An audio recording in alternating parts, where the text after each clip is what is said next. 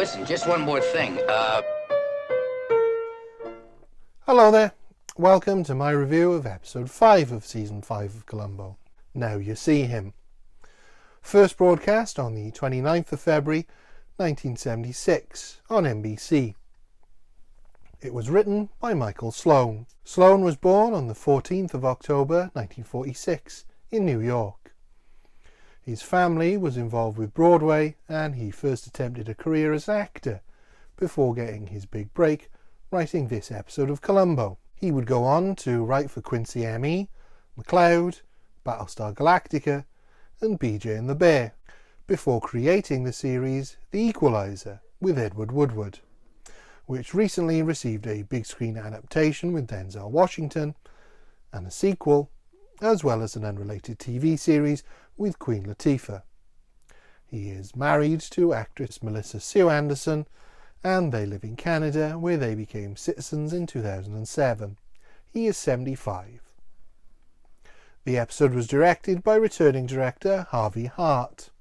The episode begins at the Cabaret of Magic, which is hosting the Great Santini, played by returning actor Jack Cassidy, in his third and final appearance as a murderer. Inside, in the basement, we see the Great Santini load a gun, then hide it, and a miniature microphone and speaker in a statue. He goes upstairs and is told by the stage manager that Mr. Jerome is looking for him. It's made clear Jerome is not a well-liked employer. He goes to Jerome's office and bumps into Harry Blandford, the kitchen manager, as he is leaving. Harry is played by Robert Loggia. Loggia was born Salvatore Loggia on January the 3rd, 1930 in New York. He earned a degree in journalism and studied acting before serving in the US Army during the Korean War. He then studied under Stella Adler at the Actors Studio. Shortly thereafter he appeared on Broadway, before gaining an uncredited appearance in Somebody Up There Likes Me in 1956. He gained some early success as the title character in The 9 Lives of Elphego Baca for Disney, and in The Cat, but suffered a self-described midlife crisis when the latter series was cancelled. This led to a floundering career and the collapse of his marriage. As he rebuilt his career with a variety of small film and television roles, including this appearance in Columbo, he also turned to directing, taking on episodes of Quincy M.E., Magnum P.I., and Heart to Heart. In the 80s, his film career would be rejuvenated with appearances in An Officer and a Gentleman, Scarface, and Prizzi's Honor, as well as an Oscar-nominated supporting role in Jagged Edge. While often playing tough guys or mobsters, he would play against type as Josh Baskin's boss, Macmillan, in Big. His varied career continued in film and television over the next few decades, appearing in dozens of roles before his death on the 4th of December 2015. He was 85. Jerome asks if Santini happened to break into his office while he was away on business. Jesse Jerome is played by Nehemiah Persoff. Persoff was born on August 2nd, 1919 in Jerusalem. He emigrated with his parents in 1929 and served in the US Army during World War II, assigned to an acting company entertaining the troops. In 1947 he joined the Actors Studio alongside James Whitmore and Julia Harris. His acting career began in 1948, but it was due to a small but significant role in films like On the Waterfront, The Harder They Fall, and as Little Bonaparte in Some Like It Hot that established his career. He continued as a character actor throughout his career, with memorable roles in Yentl as Yentl's father and as Mitchell Traven in Twins, one of the doctors responsible for the creation of the Benedict twins. He has also appeared in hundreds of television roles, including this episode of Columbo. He retired in 1999 and lives in California. He is 102. Santini denies the break-in, and it's revealed that Jerome is blackmailing Santini, and has been doing so for a while, after he found out that Santini was a Nazi officer in World War II. Santini says he's sick of paying for something he did when he was a kid, but Jerome says he doesn't think Israel will see it that way. Now, this particular plot point might make Santini Columbo's most evil villain, despite claiming that he was just a boy following orders.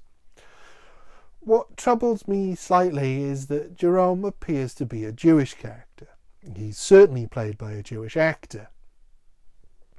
Would a Jewish man keep a secret like that just because it's reasonably lucrative to have Santini pay him and perform at his club? Or is that characterization itself a little anti-Semitic? I mean, it could be argued he's exacting his own revenge on Santini, but I'm not so sure. I would have preferred this character not to be Jewish, or honestly, for the blackmail to be about another subject. I don't think it ruins the episode, but it is a little questionable. Santini leaves and spots club singer Danny Green putting the moves on his daughter, which he objects to, although not strongly. This scene might have been better had it come before the scene with Jerome, as it might have suggested that Danny was going to be Santini's victim. But it's pretty clear it will be Jerome by this point. We then cut to the evening performance with Danny singing, as Santini and his daughter, as his assistant, wait to perform. Jerome receives the takings from the door for that night and goes to his office to put them in the safe, as Santini's act begins. Santini performs various close-up magic for the tables as he works his way to the stage, beginning his stage illusions. He ends his act with an escapology trick, and as the trick is in full flow, he escapes via a hatch underneath the stage and retrieves the gun and microphone. He also grabs a costume change, that of one of the waitstaff, including a wig and a moustache. He sets up the speaker and the microphone, then uses his disguise to move through the kitchen. He has his regular brandy delivered to where he is supposed to be waiting, and uses the microphone to speak to the waiter, telling him he can come into that room to collect $5 if Santini can't read his mind. Which, of course, Santini can. He then picks the lock to Jerome's office and enters as Jerome is typing up a letter revealing Santini's true identity to immigration services. Jerome hears the door and gets up to investigate, only to be shot by Santini, who leaves the gun by the body, takes the letter and other evidence of who he really is, and then phones down to the kitchen for some coffee, impersonating Jerome. As the stage illusion is ending, his daughter steps out of the box he was sealed in and reveals himself to be one of the men who opened the box. This is a very clever setup for a murder. A magician being the murderer is something of a cliché now, but I think it's done really well here. I do have some issues with how they play with time, though. It doesn't feel believable that he would have enough time to do everything he needs to do. It would have been better for me if we'd followed him do everything in real time, perhaps even using the split-screen technique we saw in Cassidy's last episode, Publish or Perish, to have the stage act going on as he commits the murder. It would have made everything just that little bit more tense. As it is, he seems to have ample time to do the 2 costume changes, pick the lock, establish the alibi with the waiter, commit the murder, and take all of the evidence of his true identity. Its pace is leisurely, to say the least. There is an attempt to create tension as not everything goes perfectly and he keeps checking his watch, but it just doesn't feel that tense. I also think that the trick lasts too long. Columbo later comments that he obviously isn't really in the airtight box for 10 minutes, but if the box is on stage in a tank of water for 10 minutes, I think it fails to work as a trick, because everyone in the audience would be thinking exactly the same thing. I'd be interested to know what a professional magician thought of this trick, and if it was the sort of trick being done in the 70s, because I doubt it. Jerome's body is discovered as Santini had planned, and Columbo is called in. He's in a new, smart, dark brown raincoat, very fashionable for the time, which, fear not, is not a permanent change, and becomes a running joke of the episode. Sergeant Wilson has returned from the greenhouse jungle, and is currently leading the investigation, so that's 2 mountains Columbo has to climb. Wilson, played again by Bob Dishy, is as officious as ever, but far more confident in Columbo's skill. He asks about the raincoat, and Columbo explains it's a birthday present from his wife. Columbo inspects the body and notices the lower back is damp with sweat. Meanwhile, Santini is burning the evidence that he took from Jerome, and Harry comes to get him.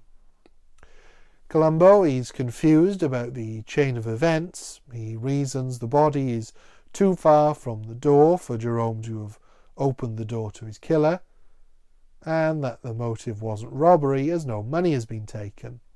Columbo then inspects the lock, which must have been locked before the murder was committed, and Wilson proves to be just as much of an annoyance. Columbo goes to inspect the stage and is stopped by Santini, who thinks he's a snooping patron. They speak, and Santini weaves his alibi into the conversation, which is probably what tips Columbo off that he is the murderer, as this is something murderers often do when facing off with a lieutenant. Columbo claims not to know how Santini does his tricks, but I suspect that he has an idea. Columbo is told by one of the forensic team that the lock is virtually unpickable, and that there are no prints on the gun. The unpickable lock being picked is also a strong suggestion the killer might just be a magician. Columbo goes back to the club and observes Santini practicing his act. As they talk, Santini suggests it was a professional killing, as Jerome had underworld ties. Cassidy should know better. He already tried that in Murder by the Book. Santini refuses to tell Columbo how his escape trick is done. Knowing the way he's set it up, it would cement his alibi, but he knows it will look more believable if Columbo discovers this information on his own. This is why I think Columbo knows how the trick is done, because that's not the angle Columbo is currently pursuing. He goes to the same locksmith that made the door lock and asks him to rig a pair of handcuffs with a similar unpickable lock. Wilson arrives, once again returning Columbo's new coat that Columbo has been forgetting, and suggests that Danny has no alibi. Columbo explains that unless Danny is an expert lockpicker, he didn't do it. That evening, Columbo goes to watch Santini perform. Santini asks for a volunteer, and Columbo subtly suggests himself. To be Santini's attendant or assistant, if you would. Perhaps a beautiful young woman. After Santini performs his trick, Columbo publicly challenges him to escape from a pair of handcuffs he's brought with him. The handcuffs he had the locksmith rig.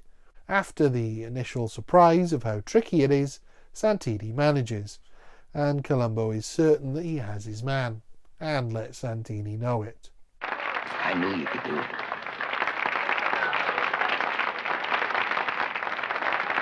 With his backup alibi, though, Santini still thinks he has the upper hand. With the escape trick in full flow, Columbo sneaks backstage, but isn't allowed under the stage. He bumps into Wilson, who genuinely thinks that Santini is in the cube and has found another suspect, which Columbo also dismisses. I think both of these things are supposed to suggest how Wilson isn't very clever. Columbo finds his way downstairs and to where Santini is hiding out. Santini is now ready to reveal what he believes is his unbreakable alibi and points Columbo in the direction of the waiter, who confirms the alibi, but crucially says he didn't see Santini. He only spoke to him. This still confuses Columbo's theory a little.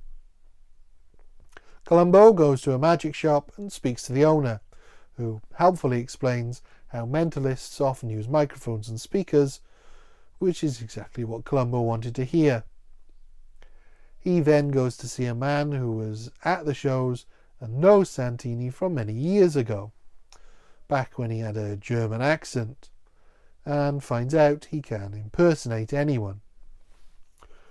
Santini is interviewing a new assistant, as his daughter is planning to leave the acts with Danny. When Columbo arrives, he questions Santini about who Santini really is, and Cassidy is at his smug best in these scenes, so confident that Columbo has absolutely nothing on him. He's happy to admit he's had many names and many accents over the years. Was ist es von, mein Herr? Back at the station, Wilson has another suspect for Columbo, but Columbo tells him it was the magician. He recreates the mind trick Santini played on the waiter for Wilson and shows him how it was done. Pick any number from 1 to 4. 2. Lift up the telephone receiver. Turn it over. I knew you were thinking of number 2. If you would pick number 4, I would tell you to look under the gas string. I knew you were thinking of number 4. Wilson asks what the motive was, and Columbo repeats a line from the previous episode about how there must be a motive and that they have to find it. Columbo has returned to his old raincoat and spots that Jerome must have been sitting at a leather chair because of how the back of his shirt was damp from sweat, and identifies which chair in Jerome's office it is. Before he can work out what Jerome was doing, Santini comes in and berates Columbo for disturbing the staff. Columbo then gets Wilson to demonstrate how he recreated Santini's mind-reading trick with the waiter. With Santini present, Columbo toys with him, telling him that they are working out what Jerome was doing just before he was murdered, and revealing that Santini is their suspect. It's rare for Columbo to show his hand like this before he has the correct evidence that he needs, but I think he's worked out how arrogant and confident Santini is. It's a psychological play by Columbo that sets off the first stage of his trap. But he genuinely still doesn't have a motive. Santini leaves, and Wilson suggests Jerome might have been typing, but Columbo says they have no evidence of that. He then notices that the typewriter doesn't have keys, and Wilson explains it's a high-tech golf ball type typewriter and demonstrates how it works, including the disposable carbon ribbon. This gives Columbo his final piece of the puzzle. That evening, Santini comes back to the club, and Harry tells him Columbo is with Danny in the office with a break in the case. Santini goes to the office and listens at the office door as Columbo explains who Santini really is. Santini tries to make a break for it, and Columbo steps out from behind the stage, having recreated the trick that Santini did with the microphone. Santini says it's just a theory until Columbo presents a copy of the letter Jerome wrote. Santini looks at the letter and makes it burst into flames. I have to say that this is a bit of creative license, as magicians can't really do this unless it's a special type of paper that is basically soaked in an accelerant to burn instantly. It's very unlikely Columbo would have printed his letter on magician's paper. Luckily, Columbo produces another copy of the letter, then another, and then another. He's learned a few tricks of his own. Columbo then takes him down beautifully. Perfect murder, sir. Oh, I'm sorry. There is no such thing as a perfect murder. That's just an illusion. For me, this is one of the more memorable episodes of Columbo, but for all its strengths, it also has a few weaknesses. Cassidy is fantastic as the smug, supercilious magician. The murder is clever and original, and how Columbo catches him, with Wilson's help, is a lot of fun. The running joke with Columbo's raincoat is very entertaining, as is Falk's performance. I think what lets it down a little is the pacing of the murder, which could have been so much better if it had been a bit shorter and a bit tighter, and if we'd seen it play out in real time. And more importantly, the motive. Santini, being an SS officer, is treated fairly inconsequentially in the overall plot, and really could have been anything else to serve as blackmail material. If you are going to have a murderer be a former Nazi, it should really inform the plot a bit more, but it doesn't. The way Columbo stumbles on the motive, almost by accident, is also a little weak, because it's informed by the subject of the blackmail. Had it been something else, it could have been discovered in a cleverer way. Perhaps, for example, if his wife had been killed when a trick went wrong because of Santini's arrogance, and the daughter didn't know about that, which would have caused her to leave the act, and she was responsible for developing all the best tricks, or something of that nature, it feels like it would have made the whole plot flow a bit more. But as it is, the Nazi plot seems a bit peripheral to the story. Also, the subplot with his daughter and the club singer doesn't really go anywhere. She's not even present when it's revealed who he really is. These flaws don't completely ruin the episode for me, far from it. They just make it not quite as good as it could have been. Had it been more developed, I think it would have been a really, really strong episode. For that reason, I think it just misses the heights of a top score, and so I give it 4 out of 5. Thank you. Goodbye.